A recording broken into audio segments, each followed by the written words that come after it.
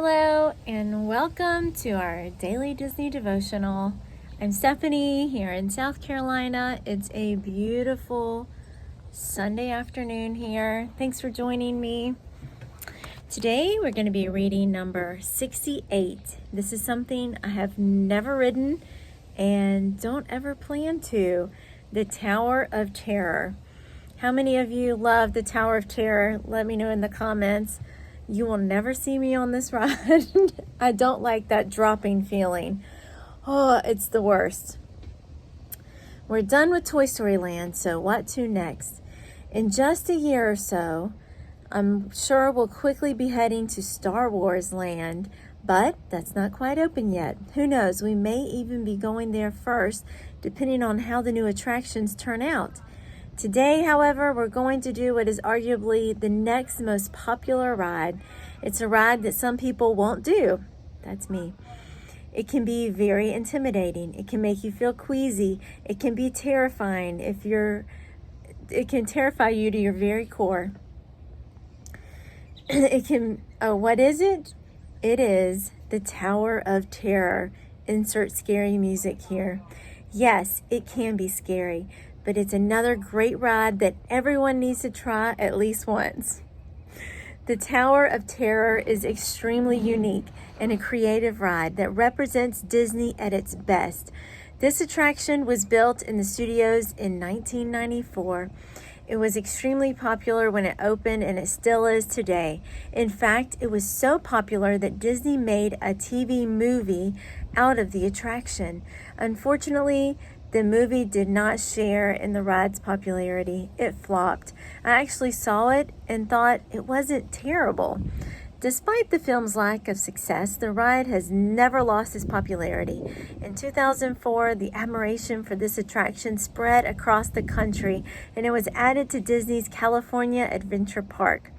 It also has spread across the oceans to Paris and the Tokyo parks. The ride is 199 feet tall, making it the second tallest attraction. Only Expedition Everest at the Animal Kingdom is taller at 199.5 feet. As previously mentioned, these attractions don't go over 200 feet because they would have had to add a light to the top of the Tower of Terror for planes and aviation guidelines. When they were building it, a sinkhole caused them to have to move the build site slightly. Oh my gosh, really? This ride is basically an entire story based on an episode of the Twilight TV show, the Twilight Zone TV show. Engineers actually viewed 156 episodes of the show while designing the ride. The story is set in a 1930s hotel that is struck by lightning. The strike causes the elevators to fail and fall. Lucky as you are, you get to board these falling elevators. You are raised 13 stories in the air and then dropped several times at a top speed of 39 miles per hour. Oh my gosh, that sounds scary. What you may not know is that you're actually traveling faster than the speed of gravity because there are cables under your elevator that are pulling you down. What is the most creative about this ride is that every ride is different. You never know how many times, page turn, or how far you're going to drop.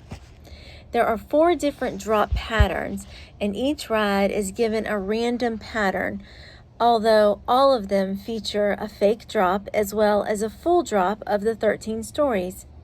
When the ride is first opened in 1994, each ride was only 1 drop. This was the first Disney attraction to offer a video of your experience, while the Seven Dwarfs Mine Train soon followed. When this ride was first suggested, the CEO wanted it to not only be a ride, but be a real hotel as well, although that idea was quickly proven very impractical.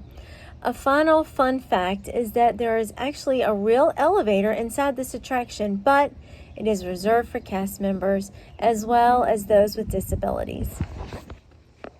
So I guess one of the main reasons some people don't like this, sorry, move my camera, don't like this ride or are too scared to ride it is just the fall factor. They are scared to death of falling, especially multiple times in that elevator. It is a scary feeling. Have you ever fallen? Have you ever gotten that queasy feeling in your knees when you're up in an airplane? I don't ride airplanes either. Or, oh sorry, I lost my place. Or up on a tall ladder. The fear of falling is real, and it can be a real problem for people. The truth is, we all fall. Maybe some will avoid literally falling, although that's rare. But what I mean is, we all fall spiritually.